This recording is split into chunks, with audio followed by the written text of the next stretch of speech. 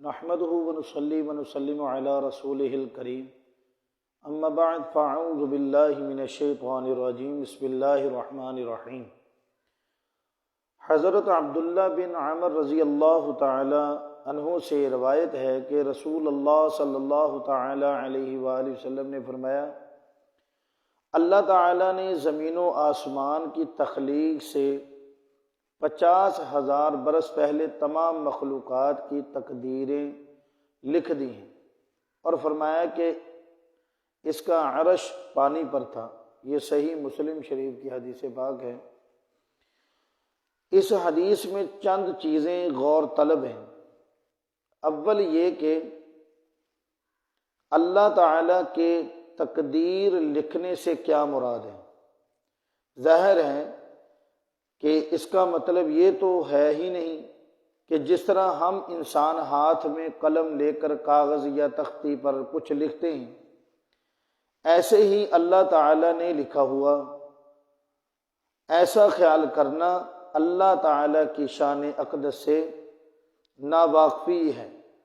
دراصل اللہ تعالیٰ کے افعال و صفات کی حقیقت اور کیفیت کے ادراک سے ہم قاصر ہیں، اور چونکہ اس کے لیے الگ کوئی زبان اور لغت نہیں ہے، اس لیے ہم مجبوراً انہی الفاظ سے اس کے افعال و صفات کی تعبیر کرتے ہیں جو دراصل ہمارے افعال و صفات کے لیے واضح کیے گئے ہیں، ورنہ اس کے اور ہمارے افعال و صفات کی حقیقت اور کیفیت میں اتنا ہی فرق ہے جتنا کہ اس کی اعلی ذات اور ہماری ذاتوں میں ہے۔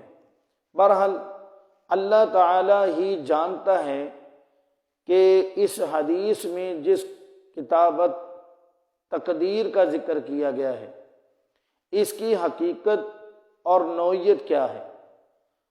علاوہ ازیں یہ بھی واقعہ ہے کہ عربی زبان میں کسی چیز کے طے کر دینے اور معین مقرر کر دینے کو بھی کتابت سے تعبیر کیا جاتا ہے۔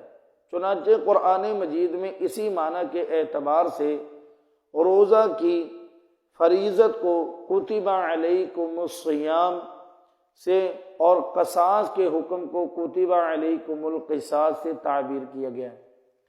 پس اگر حدیث مذکورہ میں بھی کتابت سے یہی مراد ہو تو مطلب یہ ہوگا کہ اللہ تعالیٰ نے زمین و آسمان کی پیدائش سے 50,000 برس پہلے تمام مخلوقات کی تقدیریں معین کی ہیں اور جو کچھ ہونا ہے اس کو مقرر فرمایا۔ اس معنی کا ایک قرینہ یہ بھی ہے کہ بعض روایات میں بجائے کوتیبہ کے قدرہ کا لفظ بھی آیا۔ اس موقع پر یہ بھی یاد رکھنا چاہیے کہ کتابت تقدیر کے سلسلہ کی بعض غیر معتبر روایتوں میں قلم اور لوح وغیرہ سے متعلق جو تفصیلات نقل کی گئی ہیں وہ اسرائیلیت سے ماخوذ ہیں۔ رسول اللہ صلی اللہ تعالی علیہ وسلم کی صحیح حدیث میں ان کا کوئی ذکر نہیں ہے، حجت البالغہ۔ دوسری بات اس حدیث سے متعلق یہ بھی ملحوظ رہنی چاہیے کہ 50,000 برس سے مراد بہت طویل زمانہ بھی ہو سکتا ہے۔ عربی زبان میں اور عربی محاورہ میں یہ استعمال شائع ضائع ہے۔ حدیث کے آخر میں فرمایا گیا ہے کہ اللہ تعالیٰ کا عرش پانی پر تھا۔ اس سے معلوم ہوتا ہے کہ عرش اور پانی اس وقت پیدا کیے جا چکے تھے۔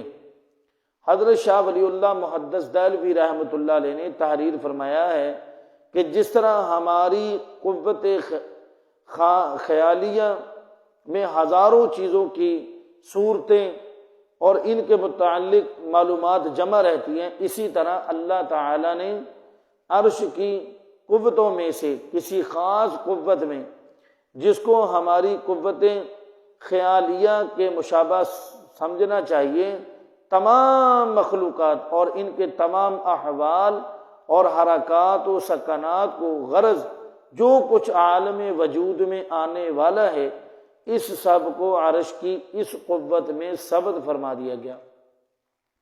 گویا دنیا کے پردے پر جو کچھ ہو رہا ہے وہ سب عرش کی اس قوت میں اسی طرح موجود محفوظ ہے، جس طرح ہمارے خیال میں لاکھوں صورتیں اور ان کے متعلق معلومات ہوتی ہیں۔ حضرت شاہ ولی اللہ محدث دہلوی رحم اللہ کے نزدیک تمام مخلوقات کی تقدیر لکھنے سے یہی مراد ہے۔ اسی طریقے سے حضرت عبداللہ بن مسعود رضی اللہ تعالیٰ عنہ سے روایت ہے کہ اللہ کے صادق مصدوق پیغمبر صلی اللہ تعالی علیہ وسلم نے ہم سے بیان فرمایا، تم میں سے ہر ایک کا مادہ تخلیق اپنی ماں کے پیٹ میں 40 روز تک نطفہ کی شکل میں جمع رہتا ہے، یعنی پہلے چلہ میں کوئی غیر معمولی تغیر نہیں ہوتا، صرف خون میں کچھ غلاظت آ جاتی ہے، اسی کو نطفہ کہا گیا ہے۔ پھر اس کے بعد اتنی ہی مدت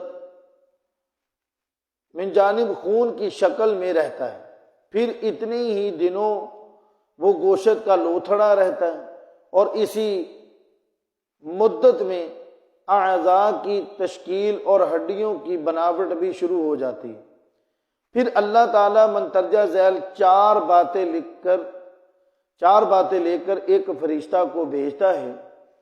یہ فرشتہ اس کے اعمال، اس کی مدت عمر اور وقت موت اور اس کا رزق لکھتا ہے، اور یہ کہ بدبخت ہے یا نیک بخت۔ پھر اس میں روح ڈالی جاتی ہے۔